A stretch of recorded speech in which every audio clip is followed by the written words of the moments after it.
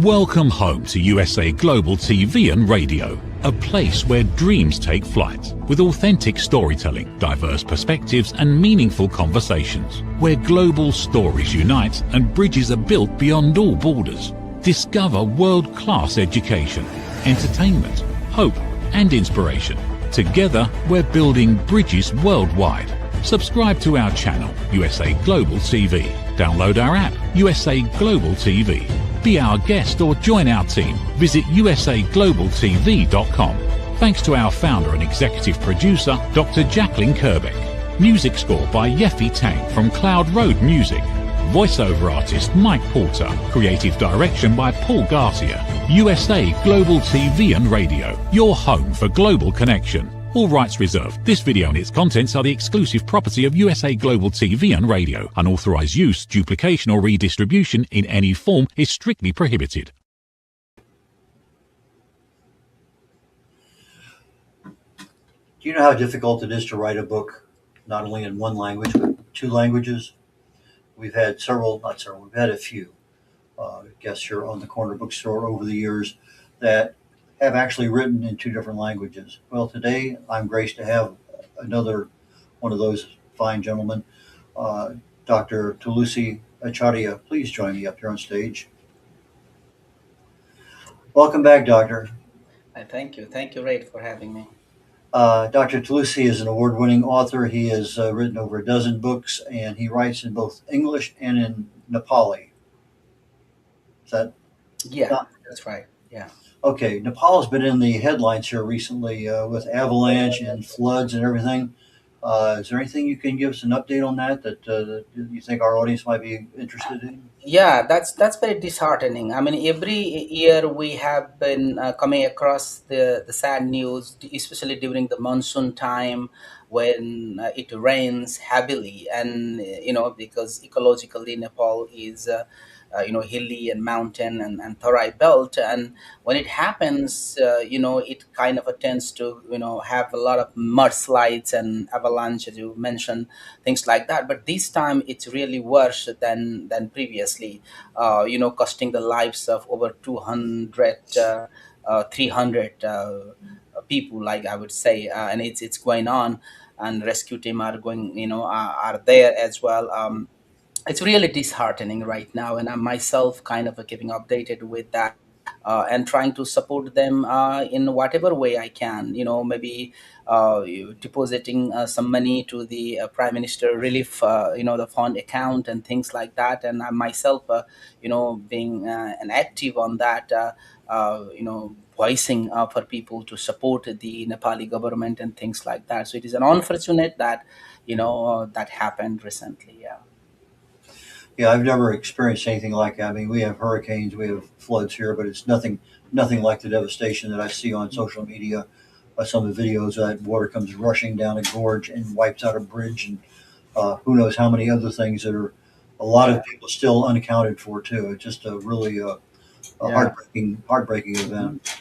Yeah, it is. It is. When was the last time you were in Nepal?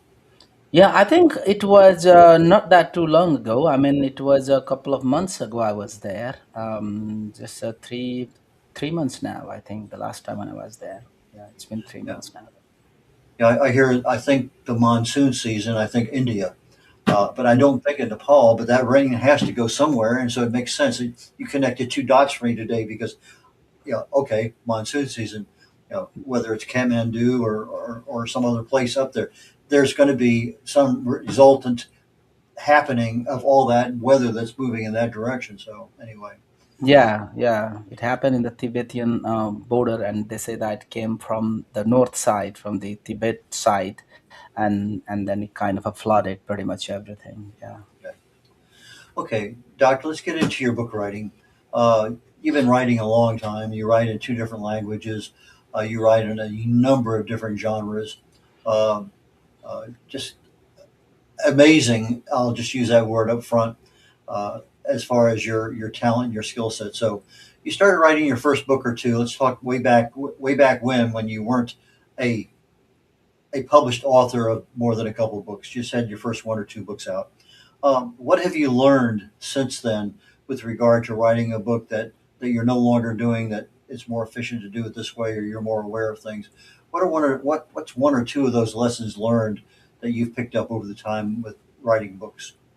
Yeah, I mean, writing, I thought was an easy thing to do when I started writing, because I saw people, writing books. And when I was also doing my master's in English literature while in Nepal, read a couple of books. I mean, the by so award-winning authors and well-known authors. You may call it Salman Rushdie, or Michael Ondaatje, and the author like that. Even Arundhati Roy. But I thought it was not a big of a deal to write books. And I that is what I thought previously. But as I started writing, I mean, it was not that easy to write. There's so many things come into play. It also has its own way of writing, depending on genre, whether you may call fiction or non-fiction, or poems, or any kind of writing. And when I came after I came to the US and got into the program, and I had to do a lot of workshop with the peers, with the classmates, um, like writing workshop. Writing a story and going through a lot of peers, and amongst them, each and everyone gave their feedback on your draft. And I think that also reminded me of how complex writing is. To write is one thing, but to really write it, which helps the reader relate to themselves, that kind of writing is not an easy thing to do so. And the more you know, the more difficult it is, because I mean, these days I think I know what each genre has to do with, because each genre does have its own elements, own way of writing. It has own craft and tools, and the more you learn craft, I mean, it's the more difficult it is, because you always think of how to make your work so alive when it comes to the reader. You want to make sure that your writing resonates so well with them, and that kind of writing is not an easy thing to do. So it has taught me a lot, because the way I started was, the writing was not an easy thing, I mean, not a difficult thing. But as I start writing, and the more I learn about writing, the more I write, the more difficult it becomes, it comes to me. That's how I have learned. That's how I have grown, myself when it comes to knowing and understanding the writing. Yeah. Your latest book, like Water on Leaves of Taro, a Himalayan memoir. Um, what what did you do in that book that you didn't do in other books? That was basically, I'm not going to make that mistake again. Yeah, I think previously, I mean, I have been writing all kinds of book, and working on different kind of genre, whether that be academic books or fiction, non-fiction, and things like that. But this is entirely a memoir, a non-fiction, in English. Um, Previously, I was more drawn to the story itself. If you have a beautiful story, then you are a good writer. You have something to tell out there. But it has nothing to do only with the story itself. There's so many things come into play. If you are going to write a story, how you write that story, that it has something to do with the content, definitely your story. But it also has to do with the language and the structure, how you structure your story, in a way that your readers would be drawn to, or would like to read it more and more, and maybe would continue to continue flipping through the pages. And also, at the same time, it's a language.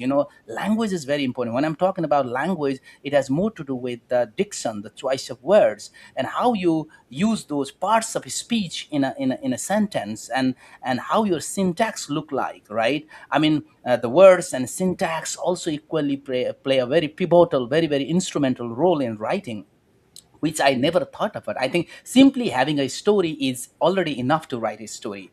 But that is just the first step at a time. There are so many other things that comes into play when you really want to be a good writer, or you really want to write a good story. It has something to do with the structures, how you structure it, how you organize your story, and also as you write a story, how you use the language, how you kind of work with the syntax. And this time when I wrote this paper, I mean this book, a memoir, like Water and Leaves of Taro, I had to work with the publisher and so closely. And my publisher went through my story line by line, syntax, word by word, sentence by sentence, and then she kind of a fix up at few places, consulting, me if she was okay. I mean, doing okay. Is it did it really change the meaning when she kind of tried to work on word choice and things like that?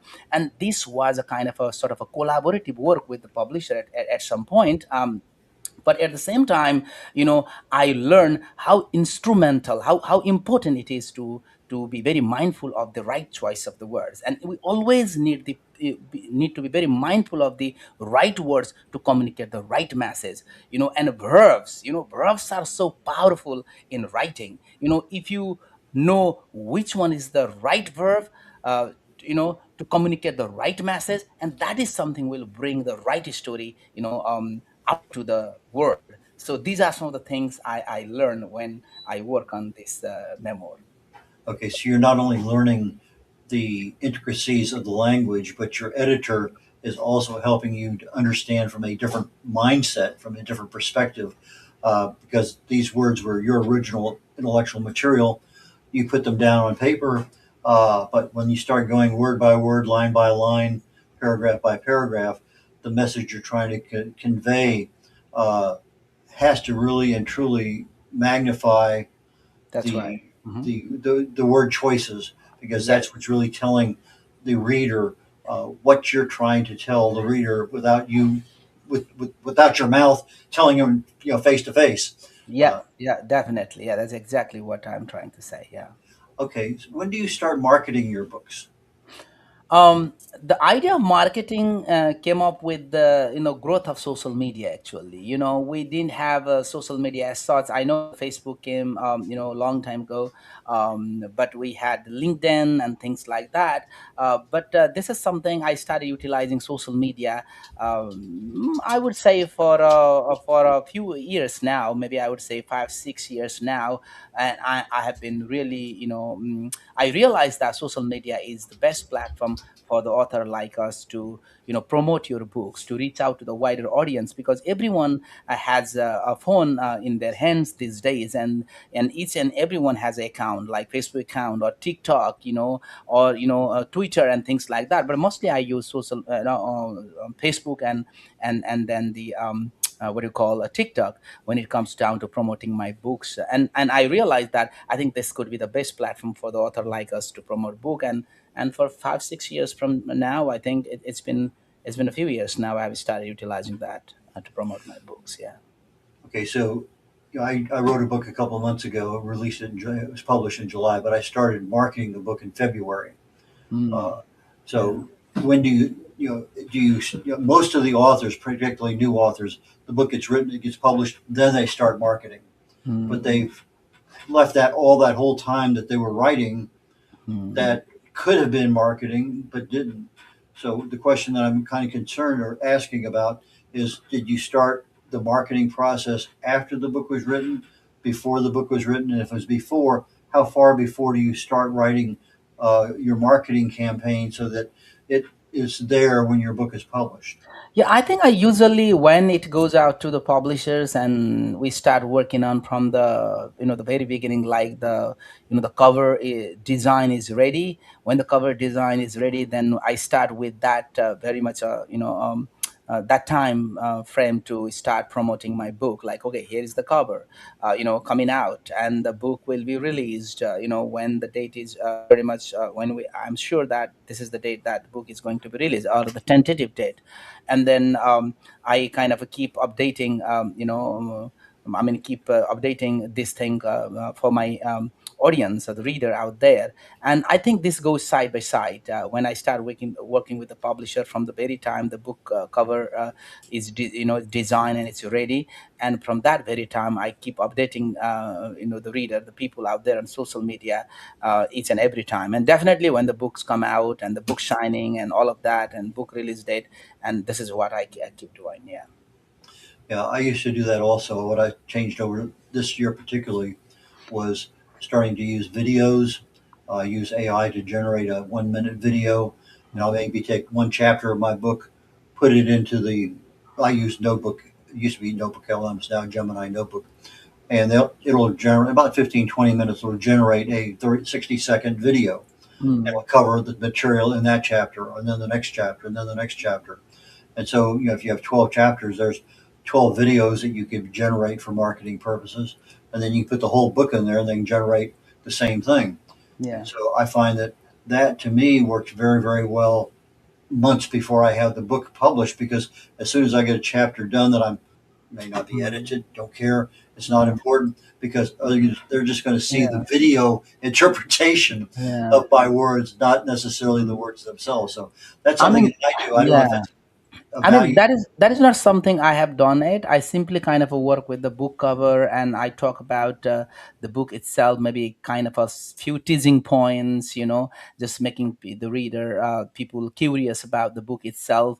Maybe if there are important and interesting blurbs by authors out there, maybe I'll just bring that up and display, things like that. And I think I sometimes also use AI, which is the most recent thing, to do so. But mostly I'm more like a making very short videos, like as you mentioned, and also displaying cover, and sometimes only using the same cover again might not be appealing. I think we need to bring in different ways and routes to promote the book itself, giving different flavor, putting different things in the background sometimes, or maybe unboxing things when books come out, things like that. So yeah. Okay, so you write a book. How long does it usually take you to get it edited where it's ready for publication? I mean, it depends. I don't know. Some of the books that I have written, has not taken that too long. When it comes down to writing academic books, because within 2 to 3 years, the book comes from submitting to the publication house to editing and proofreading, and publications happens within 2 3 years time frame. For example, this Like Water on Leaves of Taro.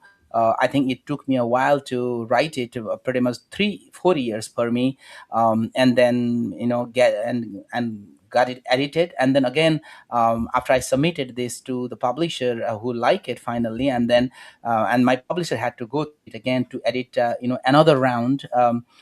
She did another round of editing again, so I think it took me 2 years around, after I submitted it. So it depends. So I would say somewhere from 2 to 3 4 years, from the submission time to until the book comes out. Okay, do you have any independently published or self-published books, or is everything yours professionally done? Pretty much, most of them are professionally done. The only books that have been self-published are, usually the Nepali books that have been originally published in Nepal, which are also traditionally published. But I want to make sure that those books are also available for the audience all across the world. So for that reason, what I do is that I use Ingram Spark, online, and then self-publish. They are just for the audience, for living in other regions. So for those who live in Nepal, that's been already published by the publication houses in Nepal. So with that said, pretty much, all books are traditionally published, but they are small presses, though not like big like Penguin or Random House, or the publisher like, which is small press but traditionally published. Yeah. Okay, so you have a book in Nepali and you want to translate it in English because you want to have worldwide uh, viewer readership. Hmm. Uh, but when we write in a language, there are some idioms or some little things we talk about. It's hard to translate into another language, Hmm. and so I'm sure that as your English experience expands exponentially, which it has, uh, then you can, okay, I know what that is. That's why I wrote it, and that's what it was in Nepali. But now you're converting it to English. How difficult? I'm not saying how difficult. There are probably one or two or three times where that's a very, very difficult thing to tell somebody in a different language. Absolutely. I mean, I have been through that experience a lot, pretty much all the time when it comes down to translating my Nepali into English. And that's something I don't want to do, until or unless that's my own book, But, it's not an easy job. It's very tough because no matter how hard you work to translate, from one language to another, you cannot make it 100% right, okay, because it's more of a cultural translation more than the literal translation. And the culture, since cultures are different, you cannot be exact and precise when it comes down to translating the culture itself. But you will try your best to be as close as possible, it's as right as possible. But still, it's very tough. And there are moments that I have gone through. There are certain onomatopoeia or certain words. For example, the greatest festival of Hindus is Dasai. How would you translate that? I mean, you have to write Dasai, which could be some similar to Christmas, but you cannot really convey that kind of a emotion, that kind of a, the rituals and practices, and how people live in that culture feel Dansai like, versus people who never live that culture feel Dansai like, right? So that's why it's not an easy thing. You have to have a footnote and explain this, and even if you explain this in details, or no matter how much you explain, still you cannot carry that emotion in it. So those kind of challenges are there. And sometimes what happens is that, as I have been living two cultures, the Nepali culture that I was born and raised, versus the American culture where I lived many years, and also practicing writing in English. Sometimes I find the right word to express or to carry my emotions properly only when I use English words, and sometimes I can carry my emotion quite properly only when I use Nepali words, right?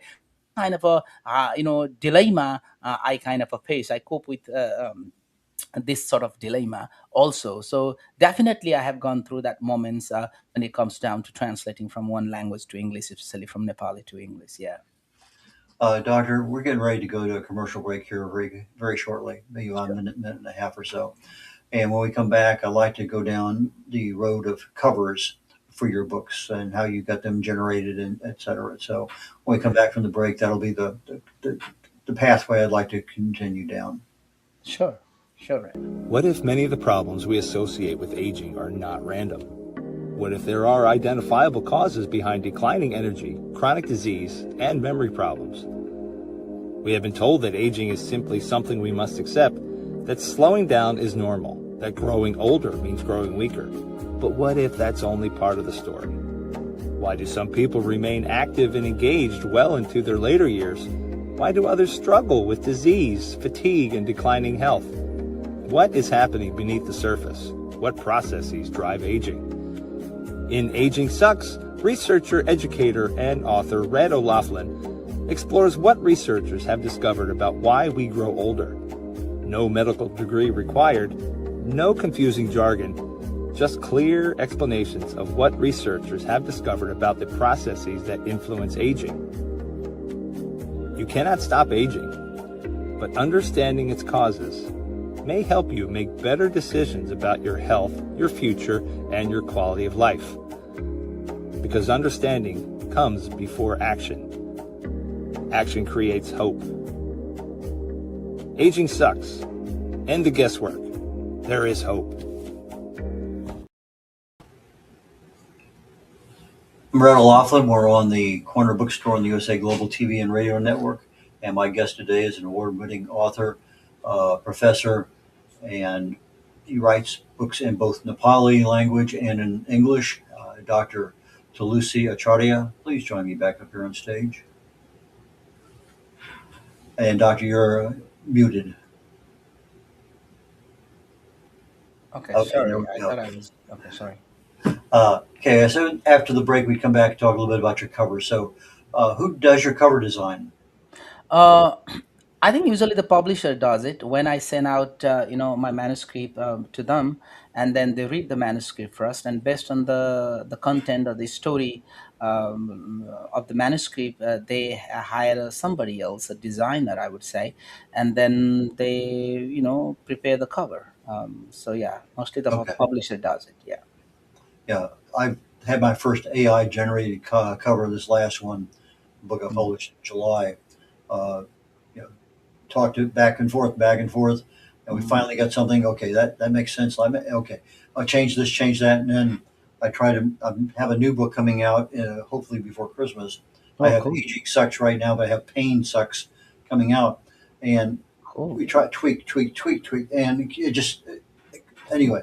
So there's a point of no return where you can say lock the thing in and you just make tweak. So anyway, it may change in 6 months and it becomes easier, but at least right now it's something that when I need it, it's something I can generate literally overnight. What do you think about this? And then tweak it accordingly as I get information back. So feedback is so important. Mm-hmm. Yeah, yeah. This is yeah, AI. I mean, these days people use AI to design their cover, and AI also does a pretty good job. And working with AI, it's equally beneficial as well. But when it comes down to when I'm self-publishing, perhaps I might consider using AI to help me with designing my book cover. But as long as I'm working with the publisher, I think that is their thing to figure it out how they want to work on it. So I'm okay with that. But even if I'm working with the publisher, they always reach out to me because I know that they are, that is the benefit, the advantage of working with the small press because they closely work with the author. They each and everything that they do, they bring it to the author and then make sure that the author likes it, and then they go from there. So that's the beauty of working with a small press versus the big publication house. So Okay, so you get your covers done, you're ready to roll, everything's going out. Do you do any video trailers for your books as part of your marketing? yeah, definitely. Yes, that is something is always important, and that is something even my publisher helps me, with. And always when the books come out, a trailer of the book also is along the side, and that is something is very important. If you are thinking of promoting your books as well as you come out. Yeah. Okay, you mentioned earlier using AI. Hmm. I know a lot of the authors tend to shy away from it. I mean, they put their hands up and they said, no, no, no, no, no. I use AI a lot, not necessarily for intellectual property creation. I don't use it for that, but I use it for a lot of things. Uh, what exactly do you use AI for, nowadays? Yeah, I mean, when it comes down to writing, definitely this it is my emotion, my voice, my ideas. I don't let the AI, write this, and I think that is nobody does that. I mean, if somebody does it, I mean that is their thing to do so. But how happy they will be using AI, doing whatever they have been doing, that's a different thing. But the joy comes from my own writing, from own voice, own content that I create. However, I use AI when it comes down to figuring things out. For example, I'm trying to create a scene, about just a certain place or the space where I've never been to, right? And then I have a character who has come all the way from Michigan or maybe Kentucky or any other state or from a different country, and I would not know what that character is like or about. Perhaps I might ask AI, well, what the character is like, or maybe what kind of accent they will have, or maybe what kind of personality the people might have coming all the way from this or that location or things like that. I think, or maybe what scene or what the place would look like, or what was the political or social scenario or the context or the content about that time frame. I mean, that kind of a question helps me, the AI will help me to better understand the scenario, the situation, and things like that. And from there, I will, that will allow me to have ideas to put in my writing. And for that purpose, I sometimes use AI. Otherwise, absolutely my voice, my writing, my ideas, things like that. Yeah. Yeah. Yeah, likewise, I'm writing about the cellular level, molecular level on the body. You know, Mhm. I have to get some research done, just like you're getting research done. But it's my interpretation of that research that ends up being my intellectual property that Yeah. is mine. And even though AI might say something, no, that's not what I want. And but sometimes it's nice to bounce ideas off. I use it for brainstorming all the time, for not only that, for, for planting stuff in the yard, or for trying to get rid of mosquitoes or something. It doesn't matter. I use it as a free resource. Yeah. It's taken me That's 2 years to train it so that it actually responds well. But yeah. it has a difficult time understanding sarcasm. Mhm. Still learning that one, but every so often I say something and he'll go down this rabbit hole. I said, no, no, no, that's sarcasm. And Yeah. Mhm. so it's anyway, it's an interesting world with that. Yeah, yeah. And we cannot avoid AI because we are living this AI age. We need to utilize it. We don't need to misuse it, but we have to utilize it quite in a proper way. And that is why, that is how we can grow, as writer also. So. Have you tried any AI for converting Nepali into English? Just out of Not curiosity. really most recently. I mean, the some of the book that I translated were manually done, but I have not written the book as such that needs to be translated either into English or Nepali. I don't know in the future what I would do. Most possibly not, because or maybe I would let the AI translate and get back to those get back to the translation and rework on it. I don't know which will save more time, translating myself from the very beginning or letting the AI translate it and then go back and rework on it. I don't know which will save the time, but I will think about it when it comes down to doing so. But for now, I have not thought about it. Yeah. Are you doing audiobooks? Yeah, I mean the whatever the books that come out are in audio. That's your question, whether are in audio or not. Yeah, I mean, pretty much all the books that have been published so far are in audio, and they are available on Amazon and everywhere. But the most recent one, this Like Water on Leaves of Taro, is not in audio yet. I'm working on it with my publisher. I'm talking to my publisher. Hopefully, within a couple of months or so, that also will come out in audio. Yeah.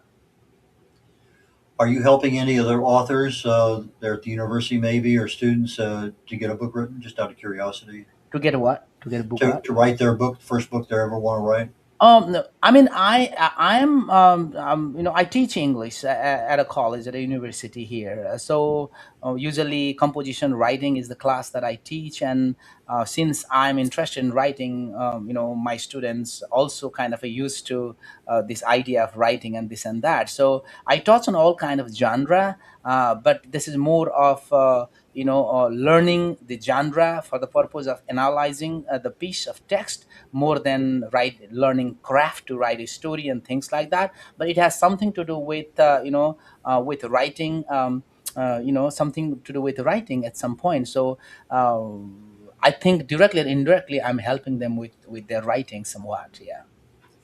I flunked freshman English way, way, way back in Mhm. the '60s. Anyway, and it was I had an illness and I missed a lot of classes, so uh, I wasn't expected. But anyway, at the Mhm. junior college where I was living, summer school. I went and took a basically a composition writing kind of class, and every day we had to write. Every day, it didn't matter. We were writing Yeah. something all the time, and Yeah. that, in retrospect, I think back later, that was probably one of the best classes I ever had in my life, because we were forced to write. We were forced to accept what Yeah. was good, but also what was bad, Yeah. and it was, I guess, a definitive time because we talk, but it's not the same way we write. And Yeah. you try to write the way you talk. Sometimes it's successful, uh, Yeah. but And sometimes. sometimes Mhm. it's just not. You Mhm. can't get the speeds of your brain and your fingers together where it comes out right. So, but Yeah. that I thought was an exceptionally good course for me over my lifetime. Yeah, and some students are very interested in writing. Some semesters, some students are really not interested in it at all because they find it so boring. But my thing is that every day, most of the time, before the class starts, I always, want them to begin with at least a paragraph. To write a paragraph, just sort of a reflective writing a little bit, and and get the pen going to begin with, and then that will somehow help them to start the class discussion, and writing. I'm just trying to help them, to be a good writer. They don't have to be a storyteller or an author. They can simply be a good writer, and that is useful in any way in their future career. That is what I, tell them also and motivate them. So. Yeah.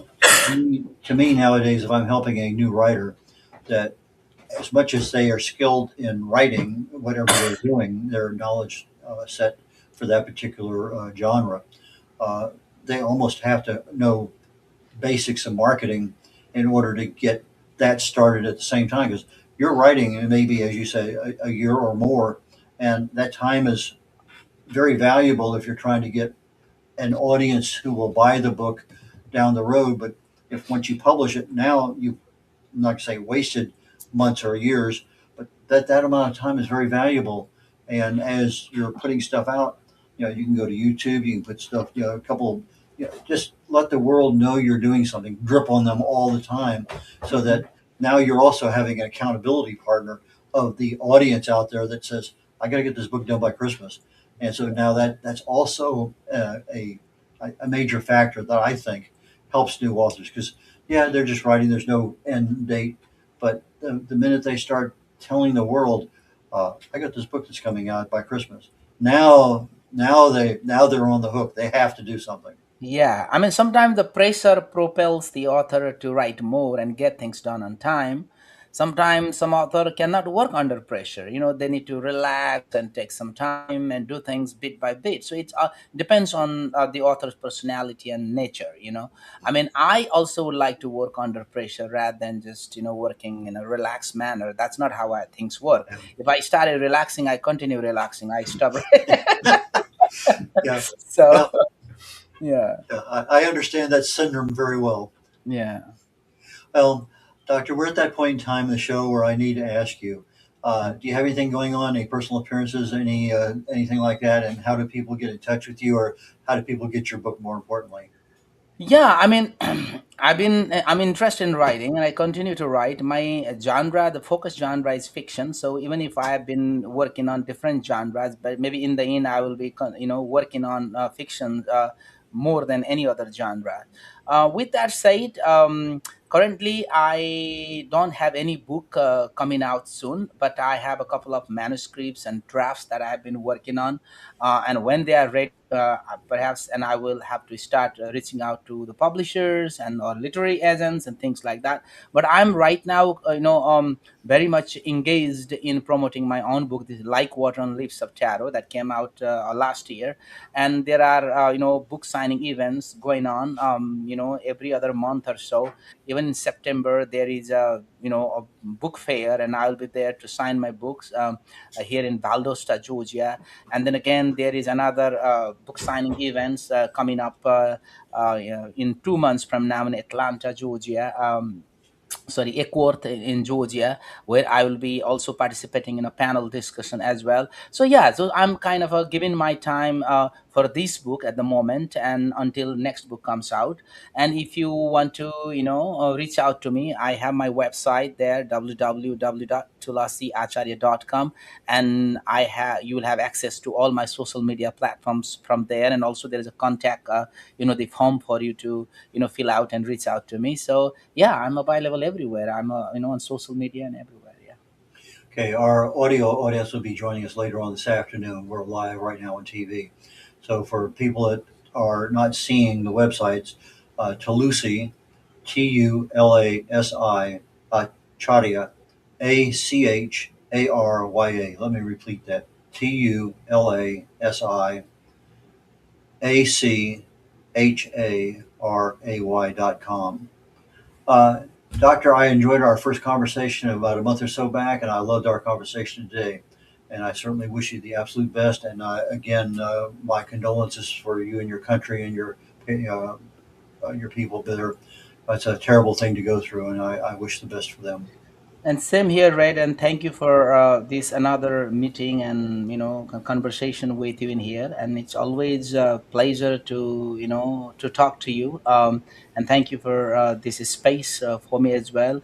And thank you for being so kind enough and for your concerns about Nepali people going through the situation right now, due to the floods and things like that. And thank you very much. Take care, and we will catch you later on, Doctor. We're getting to the very end of the program, so I'm just going to say real quickly, if you're watching our show today on YouTube, please subscribe if you have not. We just passed 116,000 subscribers. Very, very good for us. We also are seen on the Dr. Jacqueline Kerbeck platform there on the US on YouTube. And since our program is ending very quickly, let me just go ahead and conclude with have fun, enjoy life, be safe, and don't let anybody steal your joy. And we will catch you next week. Bye now. Thank you, viewers and listeners of USA Global TV and Radio, for joining us today. We're honoured to have your time and attention as part of our global community. At USA Global TV and Radio, we believe in the power of authentic conversations, meaningful connections, and creating a world of possibilities together. Want to be part of something bigger? Join our team of elevated listeners at usaglobaltv.com, a space where your voice matters and your ability to listen transforms relationships. Stay connected with us across all our platforms for thought-provoking discussions, expert insights, and empowering stories. Subscribe to our channels at youtube.com/c/USA Global TV. Follow us on social media and explore the endless opportunities we're creating for growth, learning, and inspiration. Together, we're not just broadcasting, we're building bridges and changing lives one conversation at a time. For inquiries, contact us at info@usaglobaltv.com. Produced by Executive Producer and Director Dr. Jacqueline Kerbeck. Voiceover by Mike Porter. Creative direction by Paul Garcia. All rights reserved. Visit usaglobaltv.com to view our full terms and conditions.